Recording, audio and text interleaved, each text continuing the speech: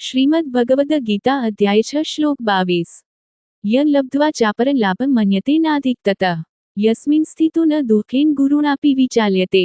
આ અવસ્થા પ્રાપ્ત કરીને મનુષ્ય અન્ય કોઈ સિદ્ધિને મહાન ગણતો નથી। આ પ્રમાણે સ્થિત થયેલ મનુષ્ય મોટામાં મોટી આપત્તિમાં પણ વિચલિત થતો નથી।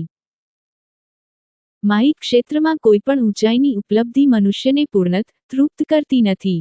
નિર્ધન વ્યક્તિ ધનવાન બનવા અથાક પ્રયાસો કરે છે અને તે અથવા તેણી જો લખપતિ બની જાય તો તૃપ્તિનો અનુભવ કરે છે, પરંતુ આ જ લખપતિ જ્યારે કરોડપતિને જોવે છે તો અતૃપ્તિપૂર્ણ જાગૃત થઈ જાય છે। કરોડપતિ પણ તેનાથી અધિક ધનવાન વ્યક્તિને જોઈને અતૃપ્ત થાય છે। આપણે અધિકમાં અધિક સુખ મેળવીને પણ જ્યારે સુખની ઉચ્ચતર અવસ્થા જોઈએ છીએ ત્યારે અપરિપૂર્ણતાની ભાવના નિરંતર ચાલુ જ રહે છે। પરંતુ યોગ દ્વારા પ્રાપ્ત કરેલ આનંદ એ ભગવાનનો અનંત આનંદ હોય છે। તેનાથી અધિક શ્રેષ્ઠ કંઈ પણ ન હોવાથી તે અનંત આનંદનો અનુભવ કરીને આત્મા સ્વાભાવિક રીતે બોધ પામે છે કે તે તેના લક્ષ્ય સુધી પહોંચી ગયો છે। ભગવાનનો દિવ્ય આનંદ શાશ્વત પણ હોય છે અને એકવાર યોગી તેને પ્રાપ્ત કરી લે છે તત્પશ્ચાત તેની પાસેથી તેને કોઈ છીનવી શકતું નથી।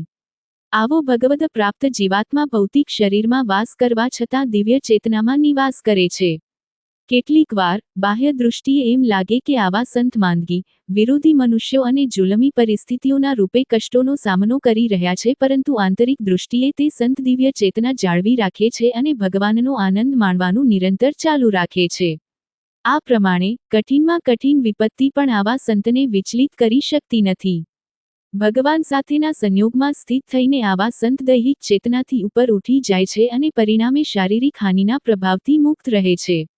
આપણે પુરાણોમાં જોયું છે કે કેવી રીતે પ્રહલાદને સર્પોથી ભરેલા ખાડામાં ધકેલી દેવાયા હતા, શસ્ત્રોથી યાતના આપવામાં આવી, અગ્નિમાં બેસાડવામાં આવ્યા હતા, ભેખડ પરથી નીચે ફેંકી દેવામાં આવ્યા હતા વગેરે। પરંતુ આમાંથી કોઈપણ આપત્તિ પ્રહલાદના ભગવાન સાથેના ભક્તિયુક્ત તાદાત્મ્યને વિચલિત કરી શકી નહીં।